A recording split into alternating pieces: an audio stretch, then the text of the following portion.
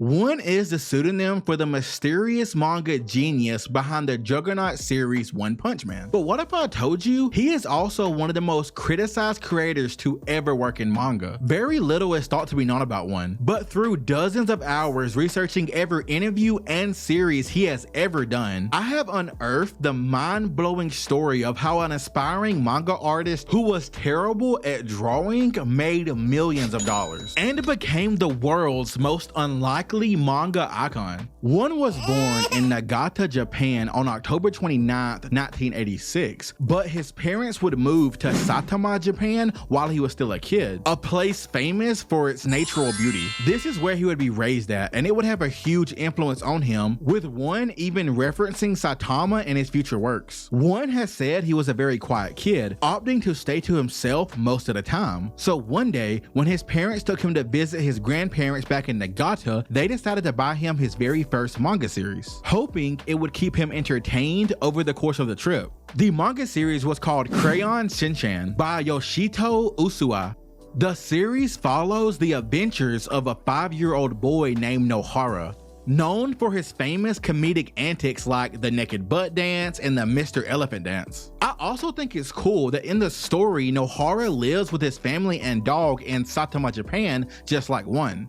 This gag manga would have a way larger impact on One's life than his parents could have ever imagined. He instantly became a huge fan and credits it for sparking his interest in becoming a manga artist. In an interview on a Nico Nico live show called Yamada Reiju's Young Sunday, One said that he particularly enjoyed Crayon Shinchan's comedy and multi-panel format. And after finishing the series, One became obsessed with drawing. He practiced every chance he got, and by grade school, he had already decided he would become a professional gag manga artist, so he could draw similar material to his favorite series. By the age of 10, he had already created his very first comedic manga, and though this in itself was impressive, it was his confidence and understanding of the dedication it would take to actually accomplish this dream that was truly mind-blowing to me. On his mindset at the time, One said, quote, "For me, it wasn't a case of simply trying to be a manga artist and testing the waters to see if it's worth a shot. Rather, my thought process was to decide right off the bat I was going to be one. So the rest was just a matter of effort."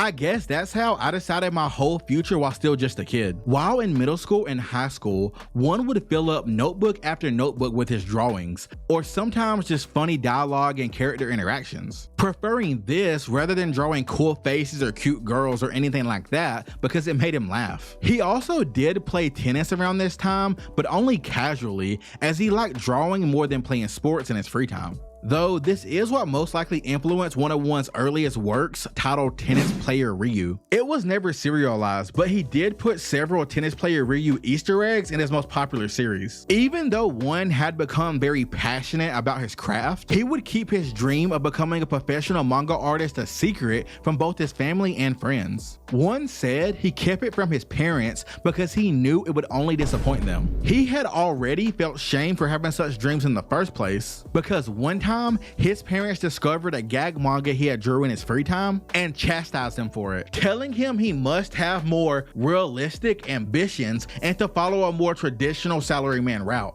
And he never told a single one of his friends because in grade school, everyone was into things like soccer or whatever video games were popular at the time. And he was afraid of looking uncool if they found out he drew manga. And don't judge him for this because I'm sure we all know how that school social pressure can feel. And then from middle school to college, he did make friends who read manga, but he still didn't know anyone who drew it themselves. So he still felt embarrassed about it. When asked in an interview about how his friends responded to his early manga, One's exact words were, quote, "I went my entire student life without showing my manga to anyone or even telling people that I drew manga. But then my parents got angry at me a few times when they found out I had drawn a gag manga called Middle-Aged Man in my notebooks. In fact, I had filled up about 50 notebooks just with manga. But what hurt the most wasn't getting chewed out for goofing off. Rather, it was having something I love to do be rejected." Rejected. Afterwards, I decided that instead of getting made fun of or rejected and losing my motivation, it was better to just not show anybody. And so I kept on drawing manga all by myself. Although, having said that, it also felt really fun to store up so much forbidden fruit inside my notebooks. Back then, I only drew manga about my crazy ideas and never copied anything from real life. I think if I had drawn things from life back then, I'd probably be a lot better at drawing today. Keep this last part in mind because throughout this video, you will see a consistent theme of one feeling like he isn't as talented of an illustrator as he would like to be. One went on to say, even in college, things didn't really change. The manga clubs and whatnot just didn't feel right, so I didn't enter them. And then I thought maybe there was other people out there in the same boat I was. Since I didn't have a laptop at the time, I went searching for aspiring manga artists on mobile phone sites. This was what led me to encountering webcomics for the first time. As he mentioned, one did decide to attend college, mostly to make his parents happy and as a fallback plan in case his dreams didn't work out. But now he wasn't just drawing in his free time, he was also frequenting manga forums and websites made for cell phones. Primarily sites where aspiring manga artists would post their work, and fans of underground manga who like to find the diamonds in the rough would discuss their favorites and how the artist could improve. Seeing there were other people like him that was interested in this kind of stuff made him desire to have people view his own work. At this time, he still had never shown anyone his manga. So one decided he would make his own manga sharing site called FC2. By the way, I did find one's original site, but if you try to as well, be careful because it's all in Japanese, and I'm not sure what FC2 means in Japan, but I accidentally clicked on a lot of naughty stuff before I actually was able to find the one I was looking for. At first, one didn't upload full manga, but instead primarily focused on posting funny pictures he had drawn, like characters with the back of their head really long, extended foreheads, or unrealistically huge cleft chins. Just recounting these drawings to the interviewer made one laugh. One says he does think that his light-hearted take on drawing is what made him stand out from the rest. That while the other aspiring mangaka focused on imitating popular manga styles and was just trying to make pictures that were likely to sell to publishers, his gag style of art mixed with his hilarious writing was a breath of fresh air. Just by posting these drawings, his site would gain around 100 regular viewers, which is honestly quite impressive. As one's viewers kept growing, he figured it might be cool to show them one of his actual manga. But he had a problem. Camera phones back then were nowhere near as advanced as they are today. From what I can tell, this was around 2003, so one was basically working with a potato. Because of this, all the images he took of his manga pages were too small to read the lines he had written. But luckily, while he was looking for a solution, a friend he had met through his site had already been putting out their own manga on similar mobile manga sharing sites. He told one, that's an easy fix. All you have to do is put the pictures and lines on pieces of paper and then take the pictures real up close. This basically was a trick that made the resolution much higher, so the photos were clearer and easier to read. One liked the idea, so he created and released his first manga that he would share publicly, titled Sunman. One said it felt great to finally fulfill his dream of just being able to show his manga to others. Everything he had released before this was just stick figures with funny dialogue, but now that he was uploading his actual manga, he stopped the stick figure stuff altogether so he could focus on his more ambitious ideas. For a little while after this, he continued to post his manga on his site, but then he had a realization. If he was only drawing palm-sized manga, he was never going to get any better at creating the real thing, so he stopped. He felt that his current drawing capabilities were still holding back his story's true potential. But then later, that same friend that taught him that palm-sized manga trick had moved on to making manga on a laptop and had asked one to, quote, check out my new full-size comic on Nietzsche. Nietzsche is one of the most popular free manga sharing sites in Japan. And after looking through the site, one was flabbergasted. He found thousands of freely available webcomics that were made for full-size computer screens, making them much easier to read than the ones that were made for mobile sites. He felt honestly, these looked so good, it was no different than the manga that were being professionally published in printed magazines. One thought, wow, this perfectly solved his issue. So he scraped up all the money he had and went out to buy a PC. When he got home, he downloaded the same manga creation program his friend used. It was called Comic Studio. This was the first time one had drawn anything digitally. So in order to just practice, he drew up a quick chapter for fun, just to mess around with this new program a little. The panels featured a bald, part-time hero whose life was pretty average and mundane, except he manages to win every single battle with a single punch, rendering him apathetic and frustrated. One had just created One Punch Man, and he had no idea how much this singular moment would change his life. And if you would like to help me change my own life, just one punch that like button and subscribe. The like goal for this video is 165 likes. One's goal for One Punch Man was to create basically the opposite of your typical shonen protagonist. A hero that was already the strongest in his universe from the very first chapter. It was basically a satirical take on the entire hero genre. Not just manga and anime, basically the same hero tropes can be seen in cartoons and comics from around the world. When asked directly about what inspired him to draw a bald, average-looking superhero like Saitama, one said, quote, "The world is full of cool-looking superheroes, so I don't think that was something I wanted to write about. Plus, I believe that a hero's coolness comes from their spirit and not their looks." He went on to say that he basically became interested in creating heroes that were already the strongest in their worlds, because that way he could focus on different aspects of storytelling than what the standard superhero stories normally relied on.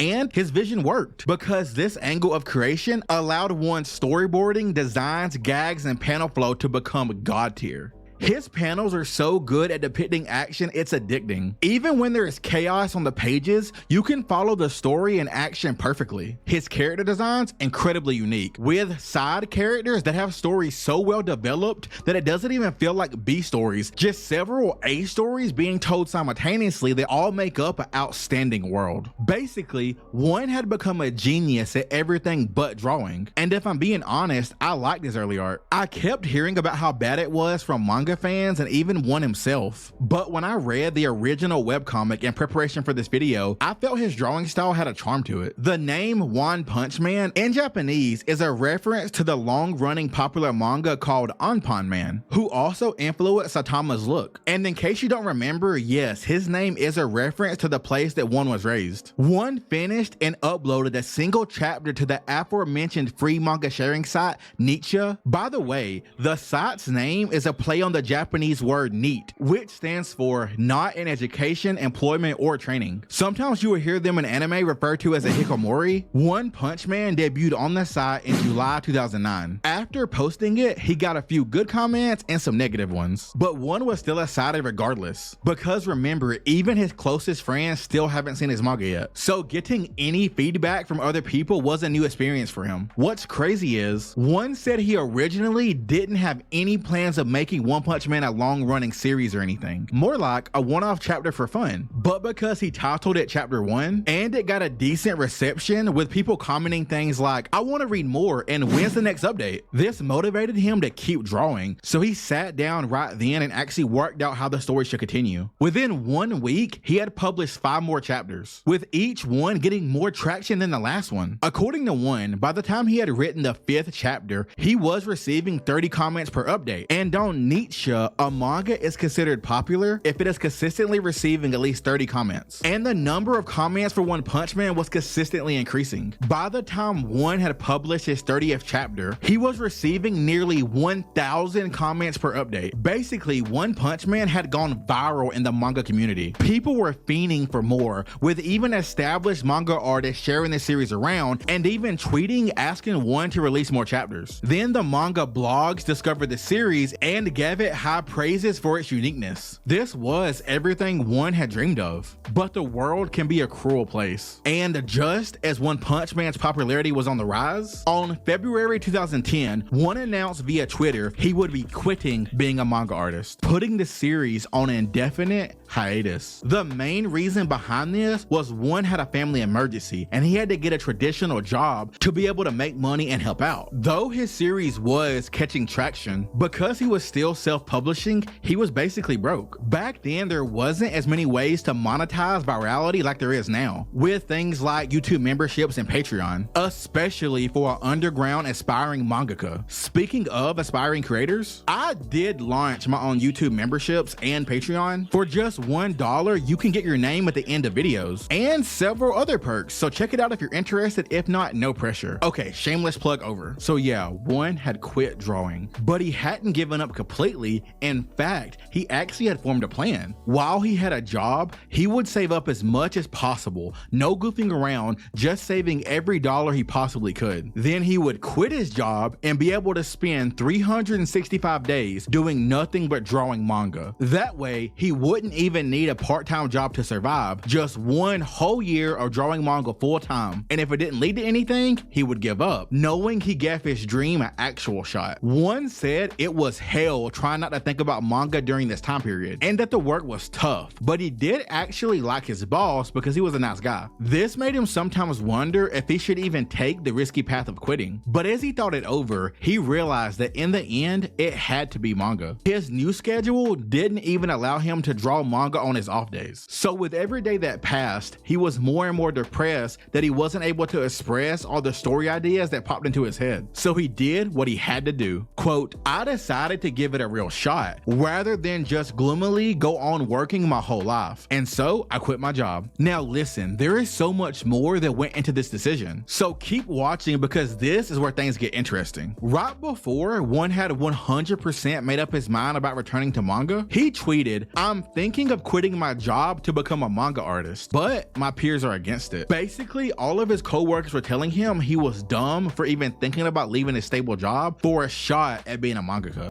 You are made of stupid. But little did they know, fate had already started a domino effect that would change everything for one. Enter Yusuke Murata. Murata is a manga artist that is famous for his godly drawing skills. You're a goddamn artist. This is art. He is a prodigy and is the current illustrator of the One Punch Man manga. We'll get to that in 1 second because the story of how these two goats linked up is insane. At the age of 12, Murata had entered a contest to design Mega Man villains and won twice. Both of his submissions had final designs for the Mega Man franchise adapted from his sketches. The game's credits list his name as being responsible for Dustman from Mega Man 4 and Crystal Man from Mega Man 5. In 1995, Murata debuted as a pro manga artist, publishing a one-shot titled Partner in a special edition of Shueisha Shonen Jump. This one-shot won him a Hot Step Award. If you remember from my The Tragic Rise of Hunter x Hunter and The Dark Rise of One Piece videos, both Oda and Togashi have won this award, so it is a very respected accomplishment. Most artists who win receive worldwide acknowledgement for their skills. He has published several more manga and won several more awards, but he received major notoriety after he became the illustrator for ISHIEL 21, an American football series. Murata says he draws a lot of inspiration from Kino Nishimura, a legendary Capcom character designer, and the father of all modern shonen, the great late Akira Toriyama's Dragon Ball, with his favorite moments in the series being Goku versus Frieza and Goku versus Piccolo. I say all of this because I cannot overhype how talented and respected Murata was becoming. But then one day, while in the process of working on a very difficult project, Murata came across a tweet from another illustrator named Akiman Yasuda that read, One Punch Man is really good. So we got interested and checked it out, hoping to just waste a couple minutes and then get back to work. This led to Murata pulling an all-nighter and reading every single chapter that was available. He thought, quote, this work has enough power to rival the best of the pros. He was blown away by One's storytelling capabilities, and he wanted to contact him right away to see if they could work together on something. But he felt like he couldn't because he was under contract with Shonen Jump. So instead, he just kept waiting for another chapter, but it didn't come. A year went by, and then he saw it. The aforementioned tweet about One's peers telling him that he shouldn't return to drawing. This scared Murata, and he thought, crap, Mr. One is going to stop drawing manga. On top of that, remember what I said, life can be cruel. Around this time, Murata had fallen gravely ill and was even hospitalized. It was so bad that he feared he wasn't going going to make it. But this realization is what led him to deciding to reach out to Mr. One despite his contractual obligations. In an interview with Shogai Japan with Murata and One, Murata was asked why he decided to ultimately work with Mr. One regardless of his contract with Shonen Jump. Murata said, "Around this time, I was actually really sick. I broke out in a hive, my inner organs were infected, and I couldn't breathe with my windpipe swelling. I was in the hospital when I thought, I guess people just die just like that. If I'm going to die, I want to do something I really love to do. I want to draw manga with Mr. One.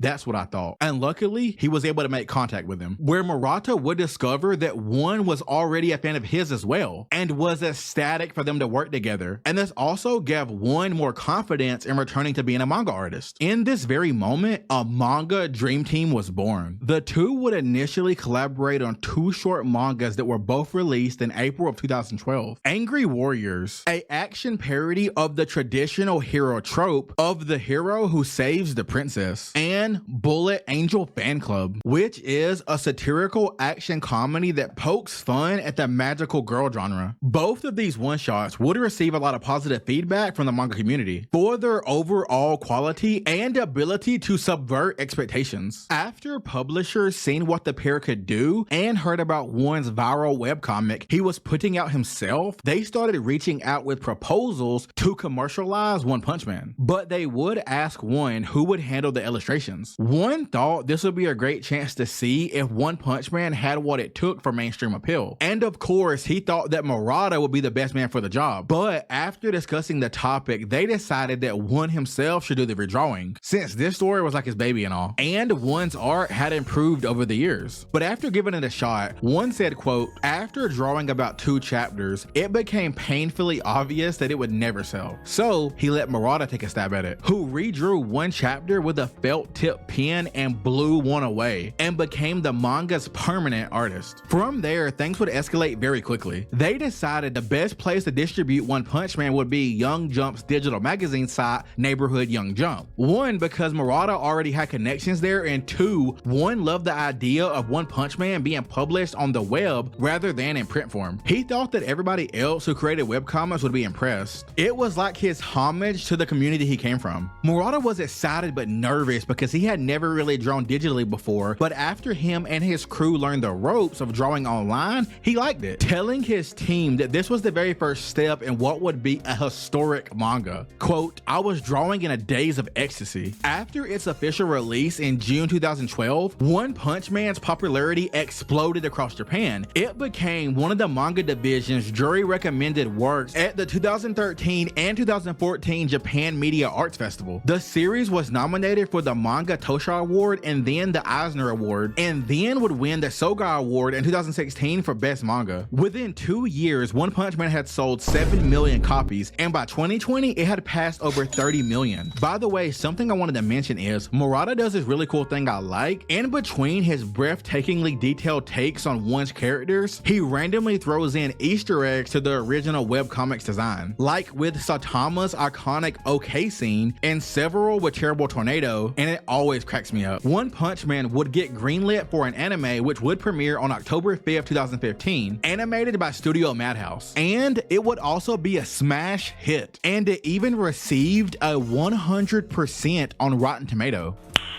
Nice. Being praised by critics for its uniqueness, animation, humor, characters, and fight scenes. And the fans loved it too because, well, it was just badass. Season 2 would air to mixed reviews though after there was a change in studios. The studio, JC Staff, has been accused of taking shortcuts to save on animation costs. I predict that One Punch Man's popularity will continue to skyrocket, as the arcs that haven't been animated yet are still even more badass than the previous arcs. And there is even a live action remake announced, with Sony bringing on Rick and Morty co-creator Dan Harmon as a writer, and Fast and Furious director Justin Lin to direct it, which really shows how much they believe in it. Season 3 of the anime is on its way, or may already be out depending on when you see this video, but it's taken a few years, with it being rumored that One is locking in to make sure it's up to his standard. But fans were still worried in January 2017 when One would announce another hiatus, and this time it would last 2 years. But when he returned, he not only only release more One Punch Man, but also another project he was working on, season 2 of Mob Psycho 100. Wait, hold on. What exactly is Mob Psycho and where did it come from? Okay, so I told this part of One's journey a little bit out of order because I think Mob is one of the greatest series ever made and deserves its own little segment. That's right, One created 2 separate masterpieces, with Mob Psycho 100 even winning the Shogaku Kan Award, Japan's oldest and most prestigious manga award. The series follows an average middle school boy who lacks social presence but is also in fact a powerful esper. Like, even among the strong, Mob's power feels like a well of unparalleled strength. As Mob starts to get older, he realizes his powers are dangerous. So to avoid them getting out of control, he constantly lives his life under emotional shackles, having to always suppress them. He is such a nice and humble guy who just wants to live life like everybody else, but trouble always seems to find him. Also, much like One Punch Man, it's the side characters that really put the series over the top. Reagan, Dimple, Ritsu, Teru, etc. They all go through their own character arcs. What makes Mob different than Saitama is he doesn't have it all together. He is flawed and scared, and he's just trying his best to improve in the areas he lacks to make it through his day-to-day, just like the rest of us. The series started as a webcomic, one released on April 18, 2012 via Weekly Shonen Sunday's website. Oh, and by the way, this time the manga was written and illustrated by One himself, shutting down all the haters who said One couldn't draw. You could just tell how much effort he's been putting into something he wanted to be good at, even though he was already great at other things, just like Mob. In fact, though One has created several more series besides One Punch Man, like Monsters of the Earth and Versus, One has said that out of all the characters he ever created, he relates to Mob the most. The anime adaptation was a global success and is a must watch. It is one of the most visually euphoric experiences I've ever witnessed. IGN gave it Best Anime Series and Best Anime Opening, and at the Crunchyroll Awards, it steamrolled all the competition, taking home awards for Anime of the Year, Hero of the Year, Best Boy, Best Opening and Best Ending,